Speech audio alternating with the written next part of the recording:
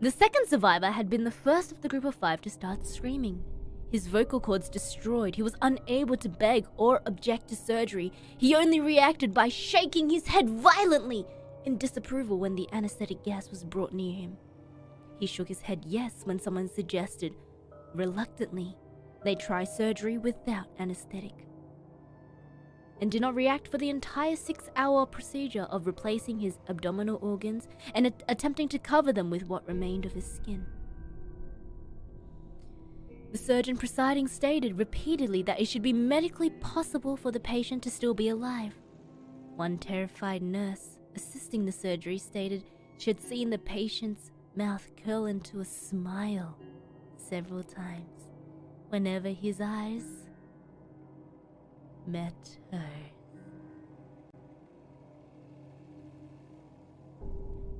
When the surgery ended, the subject looked at the surgeon and began to wheeze loudly, attempting to talk while struggling. Assuming this must be something of a drastic importance, the surgeon had a pen and pad fetched so the patient could write his message. It was simple. Keep cutting. The other 2 test subjects were given the same surgery, both without anesthetic as well, although they had to be injected with a paralytic for the duration of the operation. The surgeon found it impossible to perform the operation while the patients laughed continuously. Once paralyzed, the subjects could only follow the attending researchers with their eyes. The paralytic cleared their system in an abnormally short period of time, and they were soon trying to escape their bonds. Shut up, shut up, shut up, shut up. Everybody shut up. The moment they could speak, they were again asking for the stimulant gas. The researchers tried asking why they had injured themselves, why they had ripped out their own guts, and why they wanted to be given the gas again. Only one response was given. I must remain awake.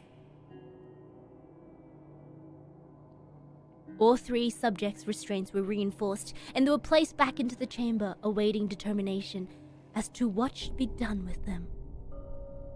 The researchers, facing the wrath of their military benefactors for having failed the stated goals of their project, considered euthanizing the surviving subjects.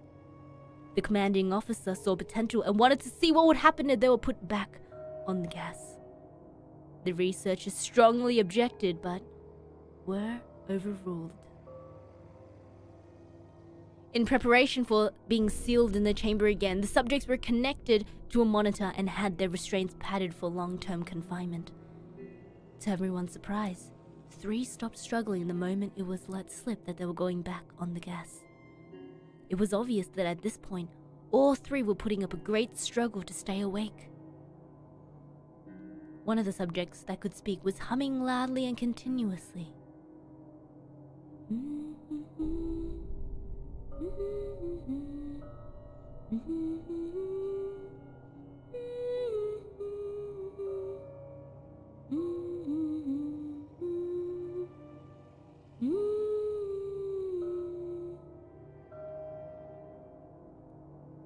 The mute subject was straining his legs against the leather bonds with all his might.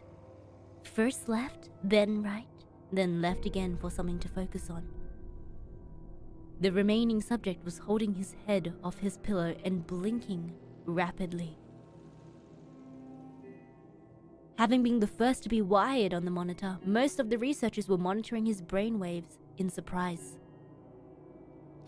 They were normal most of the time, but sometimes flatlined inexplicably.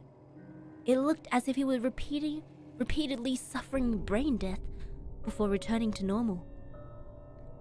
As they focused on paper scrolling of the brainwave monitor, only one nurse saw his eyes slip shut at the same moment his head hit the pillow.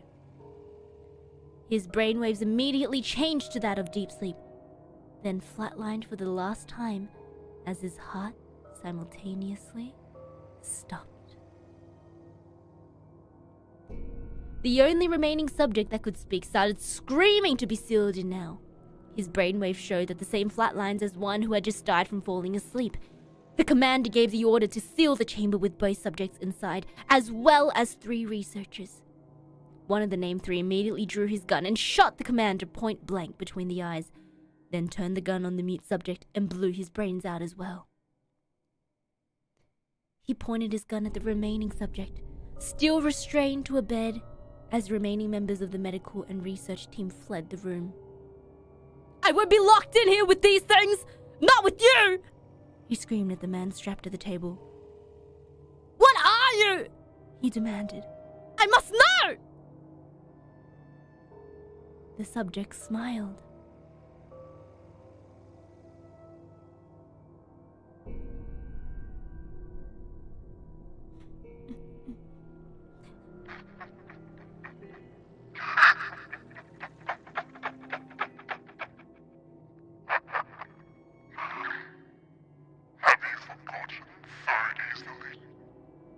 The subject asked.